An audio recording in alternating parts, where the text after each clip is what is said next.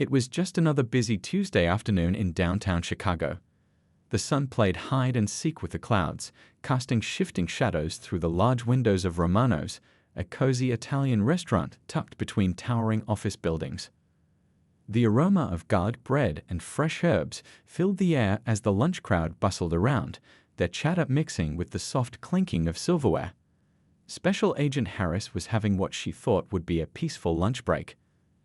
After wrapping up months of exhausting work on a complex human trafficking case, she had finally found a moment to breathe. She picked this spot carefully. It was quiet enough to review some files, but lively enough to feel energizing.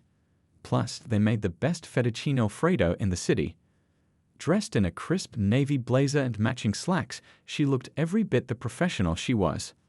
12 years with the FBI had taught her to always maintain a polished appearance, even during lunch breaks. Her badge and credentials were tucked away in her leather messenger bag, hanging on the back of her chair, always within reach, as years of training had ingrained in her. As she waited for her order, she spread out a few case files on the table, careful to keep them away from the condensation beading on her water glass. The new case involved a series of sophisticated bank frauds, and she wanted to get a head start before tomorrow's briefing. Her colleagues often teased her about never really being off duty, but that dedication had earned her numerous commendations and the respect of the entire Chicago field office. The restaurant host had seated her at her favorite corner table, which gave her a clear view of both the entrance and the kitchen doors, another habit from her training days that she'd never shaken. She could see families enjoying their meals, business people in suits having meetings over pasta, and the waitstaff gracefully navigating between tables with steaming plates of food. She glanced at her watch, 1:27 p.m. The lunch rush was starting to thin out, which was exactly how she liked it. The quieter atmosphere would let her focus on these files while enjoying her meal.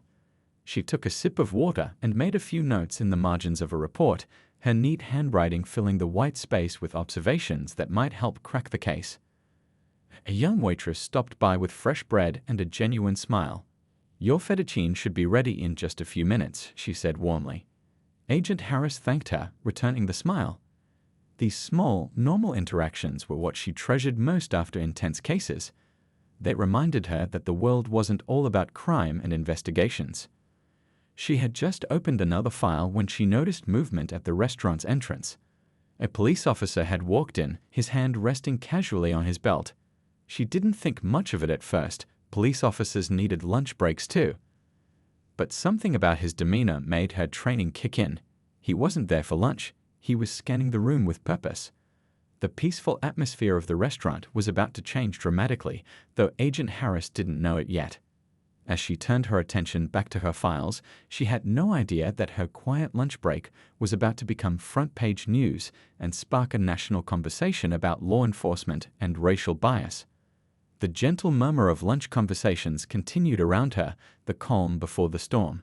The fountain pen in her hand moved steadily across the paper as she made another note, the afternoon sun warming her back through the restaurant's large windows.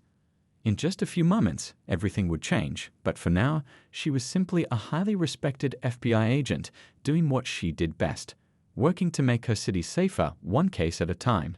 Looking back, people would later say it was the perfect example of how quickly an ordinary day could become extraordinary.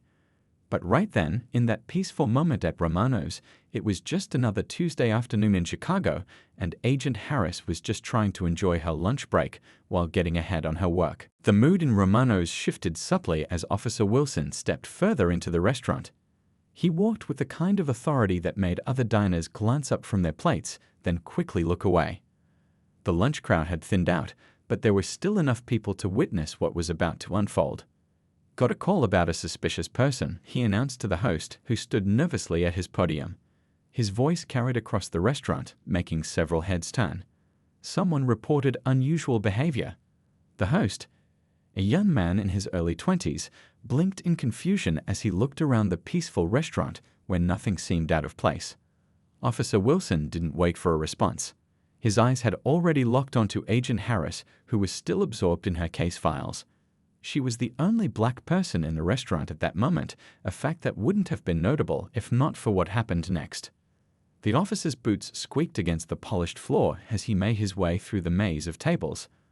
Other diners began to notice his focused approach, and the regular chatter of lunch conversation started to die down.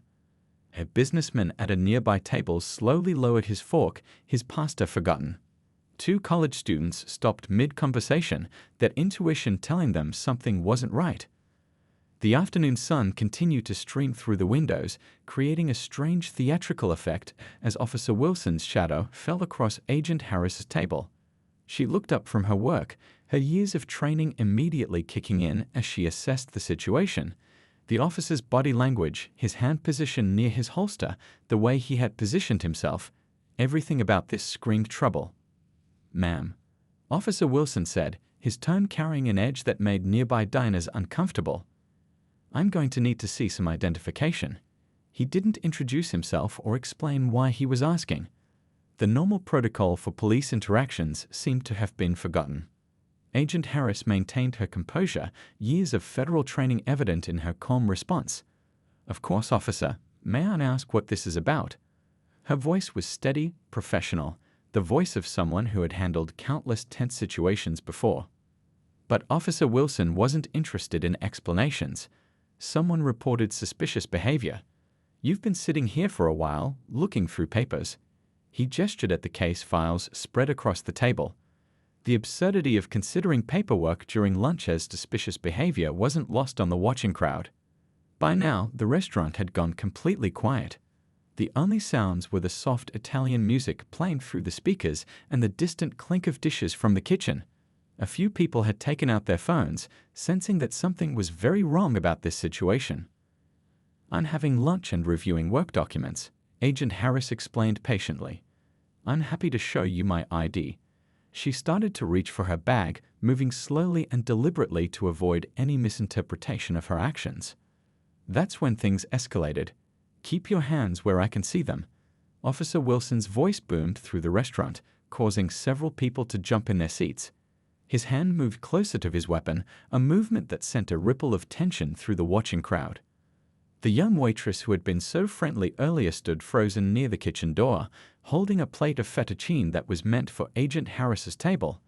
An elderly couple near the window exchanged worried glances. A mother at a corner table pulled her young son closer. The afternoon sun that had felt so pleasant earlier now seemed to spotlight this scene like a harsh interrogation light. Every movement, every word, every reaction was being captured by the growing number of phone cameras around the restaurant. What had started as a routine lunch break was transforming into something that would soon make headlines across the country. Nobody in the restaurant could have known that they were watching the beginning of an incident that would spark nationwide discussions about law enforcement practices and racial profiling. They couldn't have known that this moment would lead to departmental reforms and become a teaching case in police academies across the country. For now, they were just witnesses to a situation that was spiraling out of control, watching as an ordinary Tuesday lunch service at Romano's became the setting for a confrontation that would change lives and policies forever. The tension in the air was thick enough to cut with a knife, and things were about to get even more intense. The confrontation at Romano's had reached a critical point. Agent Harris remained seated, her hands visible on the table as requested, maintaining remarkable composure despite the growing tension. Her years of training in high-pressure situations were evident in her calm demeanor, though her mind was racing through various ways to de-escalate the situation. "Officer," she began again, her voice steady and clear enough for everyone in the now silent restaurant to hear. "I understand you're doing your job. I'd like to explain who I am, but I need to reach for my credentials in my bag. Would you allow me to do that slowly?" The response from Officer Wilson was immediate and harsh. "I've heard every excuse in the book. You can explain yourself down at the station." His dismissive tone made several diners shift uncomfortably in their seats. One woman at a nearby table had tears in her eyes, clearly distressed by what she was witnessing. The restaurant's manager had emerged from the kitchen, looking uncertain about how to handle the situation. He hovered near the counter, his hand gripping his phone, clearly torn between intervening and staying back. The young waitress still stood frozen, the now cooling plate of fettuccine forgotten in her hands. "Sir, I'm a federal agent." Agent Harris tried again, her professional training evident in every measured word. "If you'll just allow me to show you my credentials." But before she could finish, Officer Wilson cut her off with a sharp laugh that echoed through the silent restaurant. "Right, and I'm the President of the United States," he retorted, his sarcasm cutting through the air. "Stand up slowly and put your hands behind your back." His hand was now fully resting on his holster, a detail that wasn't lost on the dozens of phone cameras recording the scene. Agent Harris weighed her options carefully. She knew she could easily prove her identity, but any sudden movement might escalate the situation. The irony wasn't lost on her. Here she was, one of the FBI's most decorated agents, being treated like a criminal while trying to review case files about actual criminals. As she started to stand, following the officer's instructions to the letter, a paper from one of her case files slipped off the table. The FBI letterhead was clearly visible as it floated to the floor. Officer Wilson's eyes flickered to it for just a moment, but his stance didn't change. A businessman in an expensive suit at the next table cleared his throat. "Officer, perhaps you should," he began, but Officer Wilson cut him off with a sharp, "Stay out of this, sir." The man fell silent, but his face reddened with a mixture of embarrassment and anger. The afternoon sun that had been streaming through the windows now cast long shadows across the scene, creating an almost theatrical effect. The gentle Italian music playing in the background seemed absurdly out of place now, a cheerful melody accompanying an increasingly tense situation. Agent Harris stood completely still, her face a mask of professional calm, though anyone looking closely might have noticed the slight tightening around her eyes, not from fear, but from the mental calculations she was making. She had trained other agents in handling hostile situations, and now she was living through a textbook example of what not to do in law enforcement. More officers had arrived outside the restaurant, their cruisers' lights creating dancing patterns through the windows. The additional audience only added to the tension in the room. Some diners had gotten up to leave, while others seemed rooted to their spots, unable to look away from the scene unfolding before them. "This is your last chance," Agent Harris said quietly, her voice carrying authority despite its low volume. "Before you make a mistake that will affect your entire career, let me show you my credentials." She wasn't pleading, she was stating a fact, and something in her tone made Officer Wilson hesitate for just a moment. But that moment of hesitation passed quickly. "Turn around," he ordered, reaching for his handcuffs. The metal clinked loudly in the silent restaurant, the sound seeming to echo off the walls. Several people gasped, and someone near the back of the restaurant could be heard saying, "This isn't right, this just isn't right." The tension in the room had reached a breaking point. Everyone present could feel that they were witnessing something significant, something that would have repercussions far beyond this single afternoon in a Chicago restaurant. They just didn't know yet how right they were. As Officer Wilson moved to handcuff her, Agent Harris remained perfectly still, her eyes forward, her expression controlled. She knew what was about to happen next. Her credentials were about to be discovered one way or another. The question was just how much damage would be done before the truth came to light. The next few moments in Romano's restaurant seemed to unfold in slow motion. As Officer Wilson reached for Agent Harris's wrists with his handcuffs, her leather messenger bag, which had been hanging on the back of her chair, suddenly tipped over. The contents spilled onto the floor with a crash that seemed to echo through the silent restaurant. Among the scattered items, something caught the afternoon light and glinted gold. It was her FBI badge, lying face up on the polished floor for everyone to see. Next to it, her official FBI identification card had fallen open, her photo and credentials clearly visible.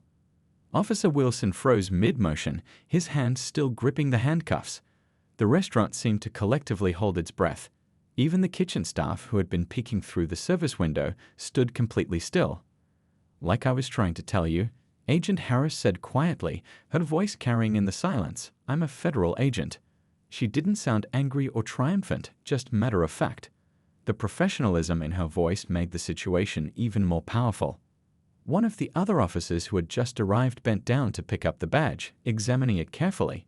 His face paled as he realized it was genuine. "Sir," he said to Officer Wilson, his voice tense, "this is real. She's FBI." The change in Officer Wilson's demeanor was immediate and visible. The color drained from his face as the reality of the situation hit him.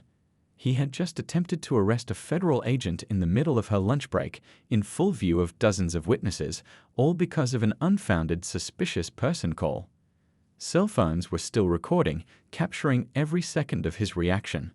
The young waitress who had been holding the plate of fettuccine finally set it down on a nearby empty table, her hands shaking slightly.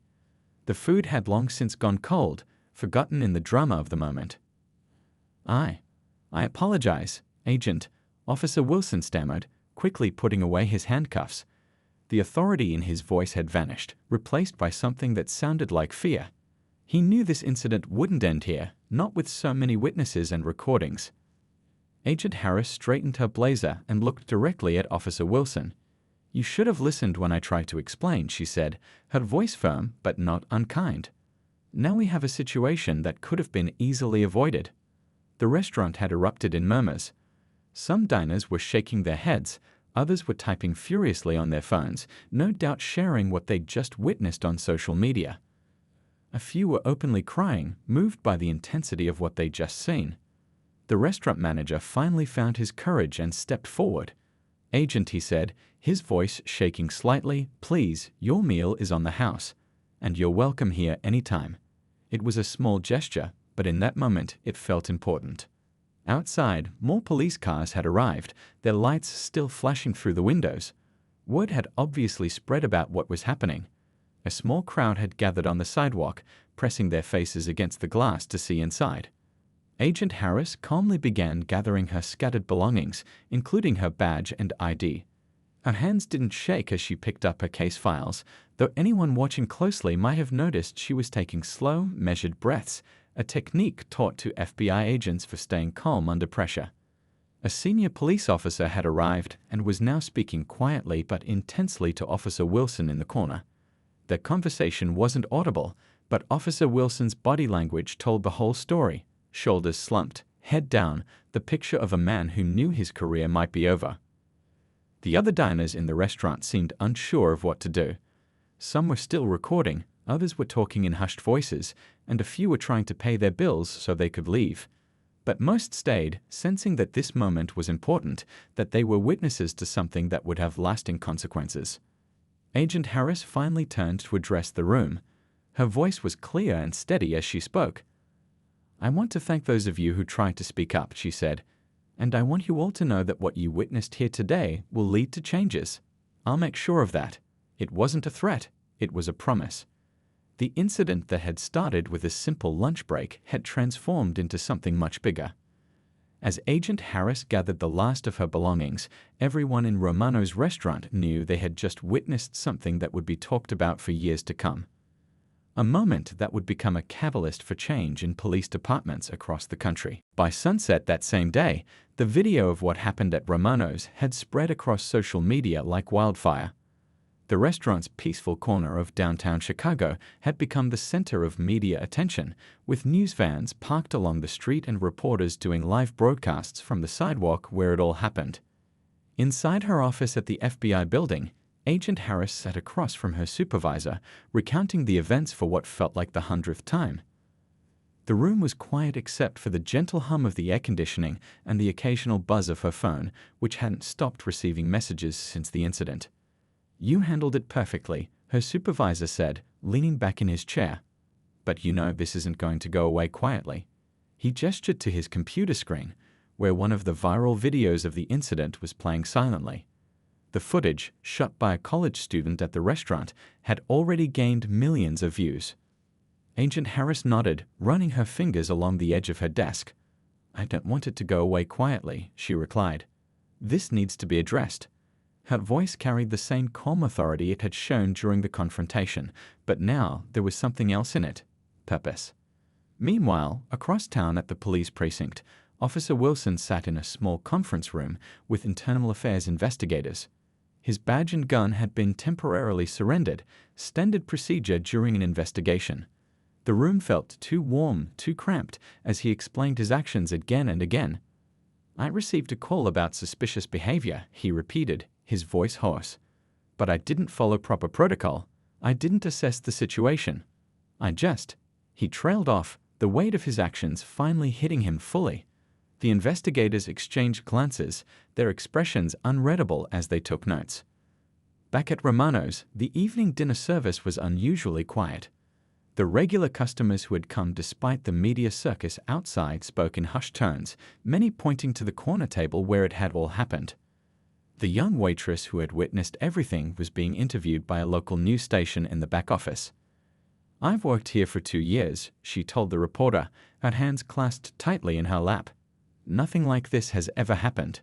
The way the officer acted and the way she stayed so calm, I'll never forget it." Her voice cracked slightly, but she continued, describing how the incident had changed her view of law enforcement. The restaurant's security cameras had captured everything from multiple angles, and the footage was now in the hands of both the FBI and the police department's internal affairs division. Each frame was being analyzed, each word spoken was being transcribed. At home that evening, Agent Harris sat in her living room, watching the coverage on various news channels. Her phone buzzed with another message, this time from a civil rights organization asking her to speak at their upcoming conference. It was the 5th such invitation she'd received today. She looked at her reflection in the dark window, thinking about how a simple lunch break had turned into something so much bigger. The case files she'd been reviewing at the restaurant still sat in her bag, untouched since the incident. Somehow, they seemed less urgent now. The next morning's newspapers were already being printed, their headlines focusing on the incident.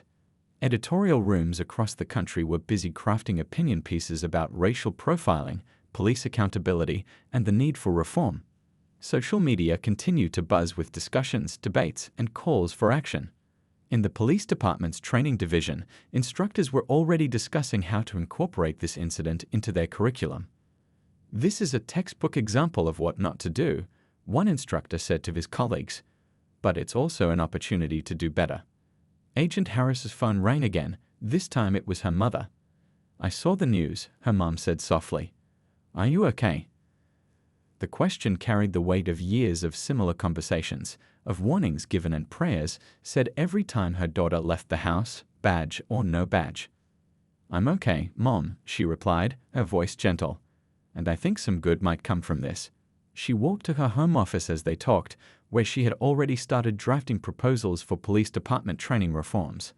Her laptop screen showed dozens of emails from law enforcement agencies across the country, all asking for her input on improving their practices. The incident at Romano's was quickly becoming more than just another viral video or news story. It was becoming a catalyst for change, a moment that would be referenced in training sessions and policy discussions for years to come. And at the center of it all was an FBI agent who had simply wanted to enjoy her lunch while reviewing case files. 2 weeks after the incident at Romano's, the police department's largest training room was packed to capacity. Officers from every precinct sat shoulder to shoulder, their attention focused on the woman standing at the podium. Agent Harris had traded her usual FBI blazer for a more casual business suit, but her presence was just as commanding as ever. "I'm not here to shame anyone," she began, her voice carrying clearly through the room. "I'm here because we have an opportunity to learn and grow." The screen behind her showed a still image from the restaurant incident, frozen at the moment her badge had fallen to the floor. In the back row, Officer Wilson sat quietly. He'd been placed on administrative duty pending the investigation's outcome, but he'd specifically asked to attend this training session. His usual confidence was gone, replaced by a thoughtfulness that his colleagues had never seen before. "Let's break down what happened that day," Agent Harris continued, clicking to the next slide. "But more importantly, let's talk about what could have been done differently." She wasn't speaking as a victim of profiling, but as a law enforcement professional addressing her peers. The room was silent except for the scratch of pens on notepads.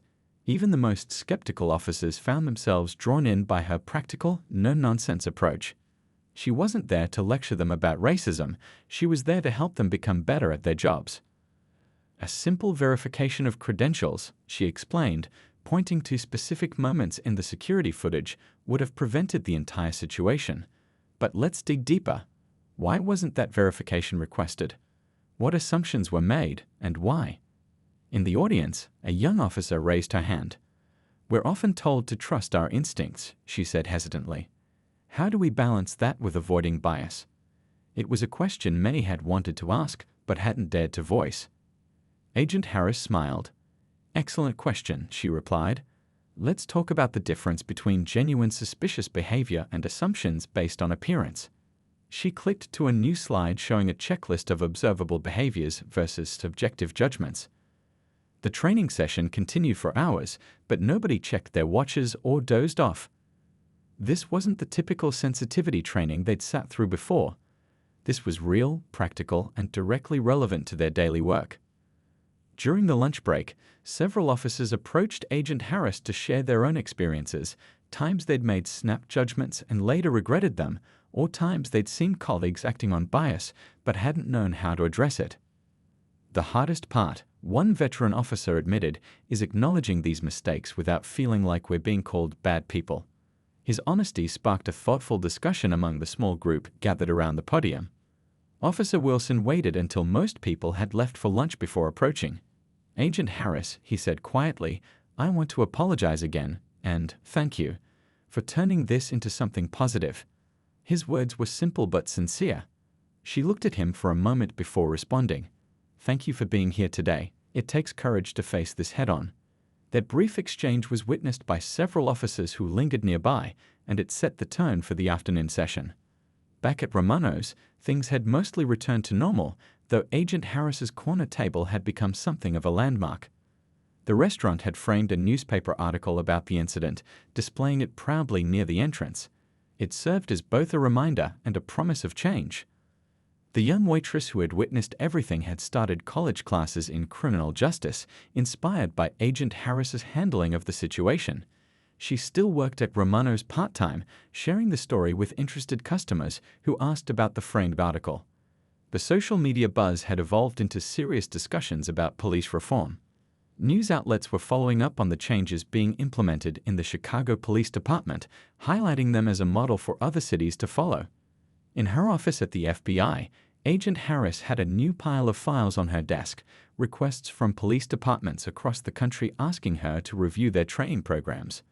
What had started as a confrontation in a restaurant was becoming a movement for positive change in law enforcement.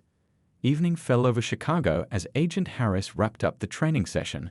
Looking out at the room full of officers, she sought not opponents but allies in the fight for better policing. "We're all here to serve and protect," she concluded. "Let's make sure we're doing it the right way for everyone." 1 year after the incident at Romano's, the Chicago Police Department looked different. Not just in policies and procedures, but in the way officers interacted with the community. The changes that had started with one tense afternoon had grown into something much bigger than anyone could have expected.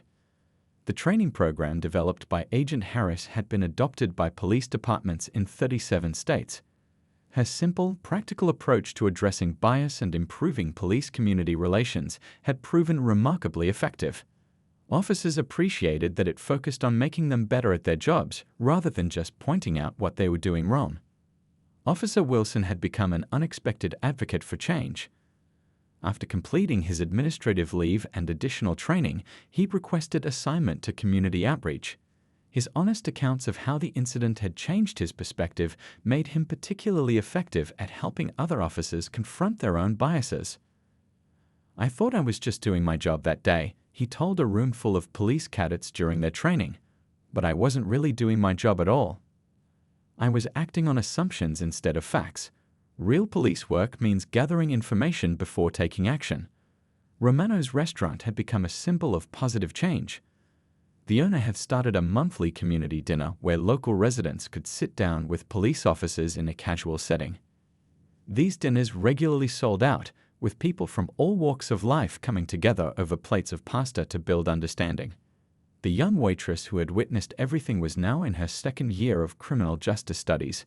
She still worked part-time at Romano's, and Agent Harris would stop by occasionally to check on her progress. Their conversations about law enforcement and community relations always drew interested listeners from nearby tables. One afternoon, Agent Harris returned to her old corner table at Romano's. The restaurant was quiet, just like it had been that day a year ago. But this time, when a police officer walked in, things were different. The officer smiled, waved to the staff who knew him from the community dinners, and went about his lunch break. The changes weren't just happening in Chicago. Police departments across the country had started similar programs. The incident had sparked a national conversation about how to improve law enforcement while maintaining effective policing. It wasn't always an easy conversation, but it was an important one. In police academies, new cadets now studied the Romanos incident as part of their training. They analyzed what went wrong, but more importantly, they learned how to do things right. The security camera footage and cell phone videos had become powerful teaching tools. Agent Harris had been promoted within the FBI, where she now headed a new division focused on improving law enforcement training and community relations. Her office walls displayed letters from police officers and community members alike, thanking her for helping bridge the gap between them. The media attention had mostly faded, but the work continued. Small changes added up to big differences. Officers were taking extra moments to verify information before acting. Community members were more willing to give officers a chance to explain their actions. Trust was being rebuilt, one interaction at a time. Back at Romano's, the framed newspaper article had been joined by other mementos of positive change: photos from community dinners, thank you letters from residents, and a special commendation from the City Council recognizing the restaurant's role in fostering community dialogue. One evening, as Agent Harris finished another training session at the police academy, a cadet asked her if she ever regretted that her lunch had been interrupted that day.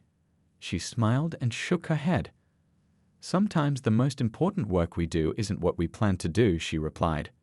"It's how we handle the unexpected moments that really matters." The incident that could have been just another viral video, just another angry headline, had instead become a catalyst for real change.